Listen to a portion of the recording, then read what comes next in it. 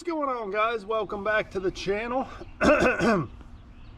Excuse me, there's so much pollen in the air here, my throat is just tore up. But this is the juice from Lake Pickwick for stop number 3 on the Major League Fishing Pro circuit. If you're not familiar with the juice, this is a series that I run on my channel where basically after each tournament that I fish, I come in and show you all the tackle, rods, reels, line, baits, all that real time. None of this is staged. This is literally right off the deck after we come in off the lake fishing the tournament. So you guys can see exactly what I used this week on Lake Pickwick. But this is presented by Fish USA.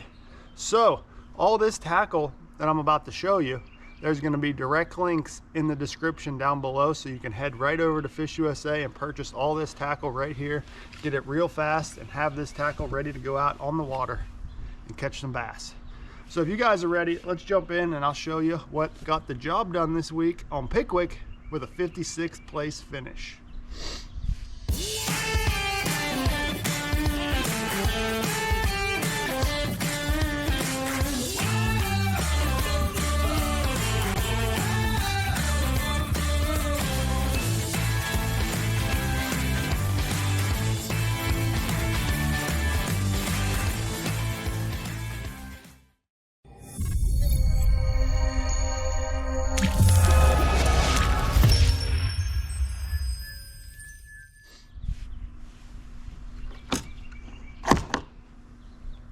Alright guys, so if you watched my my previous videos here from the tournament and from practice, you know it was pretty much a grind on me. You know, I was focusing on a couple things. You know, I had some cypress trees where there was some bass spawning, and I was really spending a lot of time throwing this right here. You know, that's just a wacky rig, a 5-inch Senko. I was using this right here. This is the Trocar TK137 weedless version. It's got those nice weed guards on there that keeps it out of the brush and out of the trees. Throwing it on 12-pound Seaguar gold label fluorocarbon, and then 20-pound Seaguar Smackdown braid as my main line. And I got that on the favorite Hex 7'2" medium heavy spinning rod. You know, that's an excellent spinning rod. It's really my favorite spinning rod. I use it for everything. But like I said, I was spending a lot of time skipping the wacky worm around, and not sure I even caught any keepers on it in the tournament, but I spent a lot of time doing that, and I really thought I was going to weigh in a lot of fish doing that.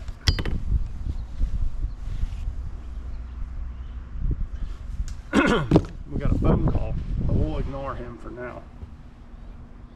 All right, so really my main player this week turned into this guy right here, and that's just a black and blue tube.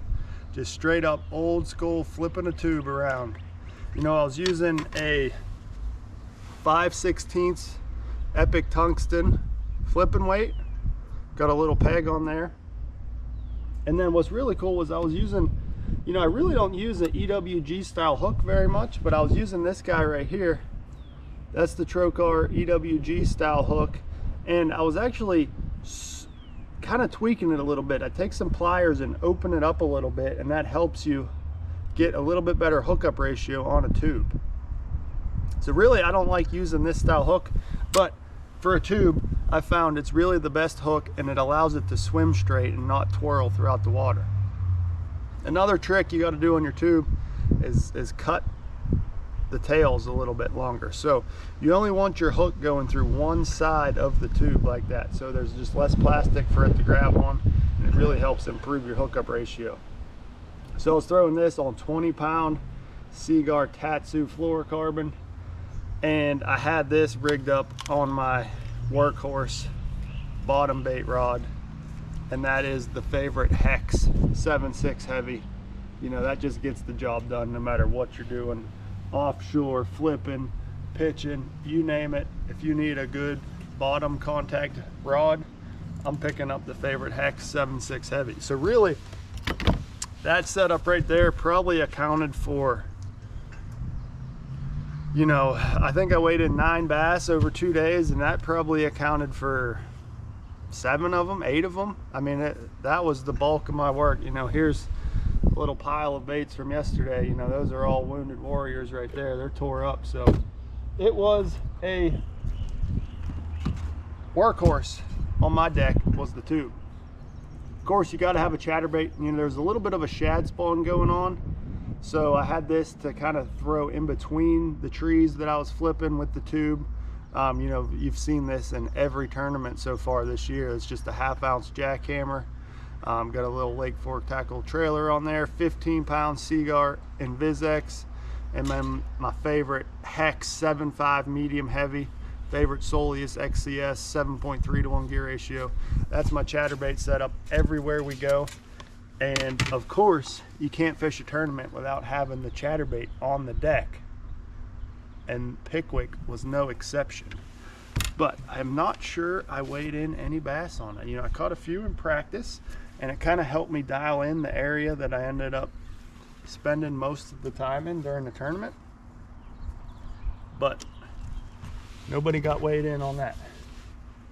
Another one here, this was just a backup wacky rig, same exact setup, same hook, but this was just a backup in case I broke the other one off. I didn't have to retie. I had another one sitting here ready to go, and I could just quickly pick him up, throw him out there. But as the tournament progressed, I was going more and more away from the wacky worm and more towards the tube. All right, next up we had 2 jigs. So these are just 2 prototype jigs actually coming from Epic Baits. You might see these here soon, but these are same 7'6" Hex heavy rod, 20-pound Seaguar Tatsu, and then I had 2 different 1/2 ounce jigs here. This was for if I, you know, encountered a dock or something that I needed to skip a bait up under. You know, the jig skips way better than that tube.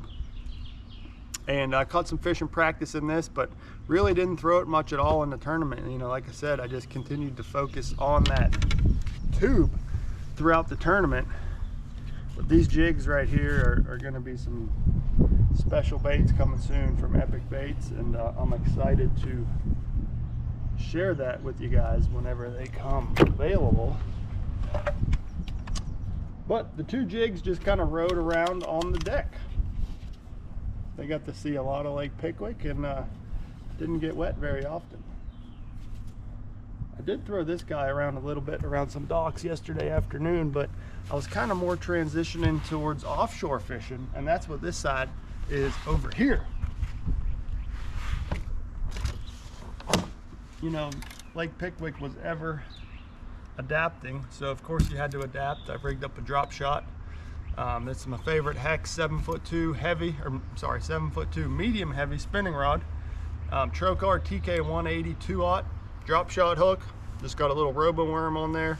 12-pound Seaguar Gold label. 20-pound Smackdown braid. And then down here we got a 3/8 ounce Epic Tungsten teardrop drop shot weight. And that's my drop shot setup. I caught a couple small fish on it day 2 of the event, but no keepers. Next up we got a swim bait. You know, if you're fishing offshore, fishing a shad spawn, you got to have a little swim bait, and that's what this is here. That was a 4.8 inch Guggen Saucy swimmer. We got a 3/8 ounce Bass Cave Tackle screw lock deadhead with a 6/0 hook for that 4.8 inch swim bait. And I was throwing him on the 7'3" heavy Pro Series rod. You know, that's an excellent all-around rod, and I wanted a little bit shorter rod for this swim bait. Favorite Soleus XCS 7.3-to-1 gear ratio.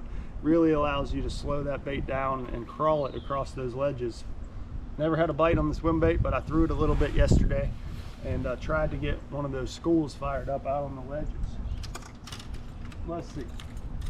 Next up, what do we got? What do we got? We got a tangled mess is what we got. So we have a buzzbait.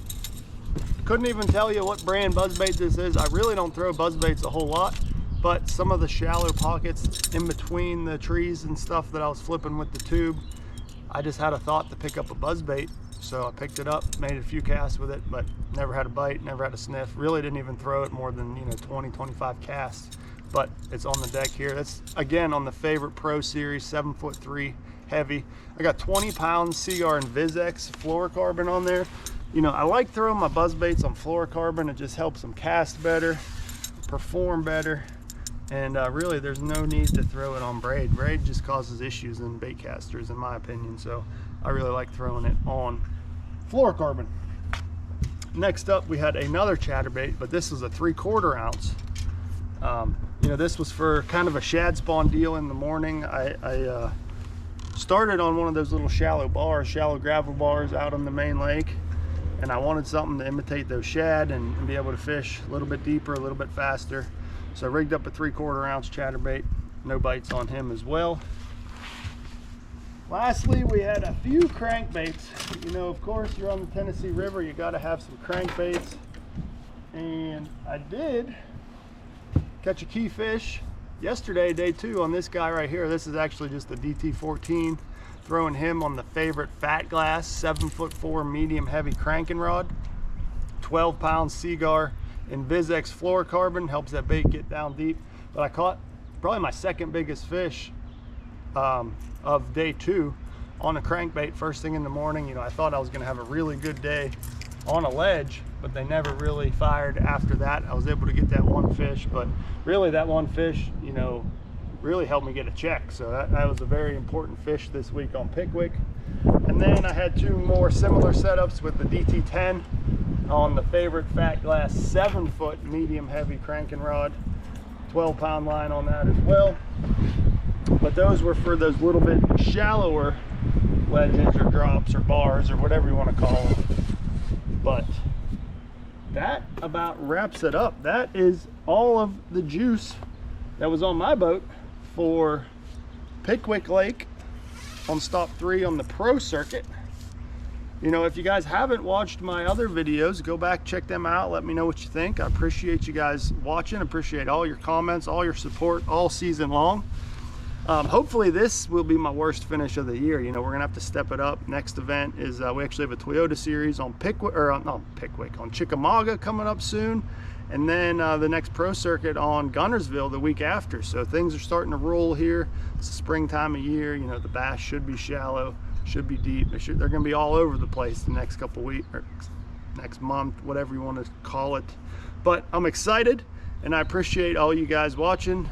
Always leave in the comments. You guys are the best, and stay tuned for more content coming. Until then, we'll see you guys next time.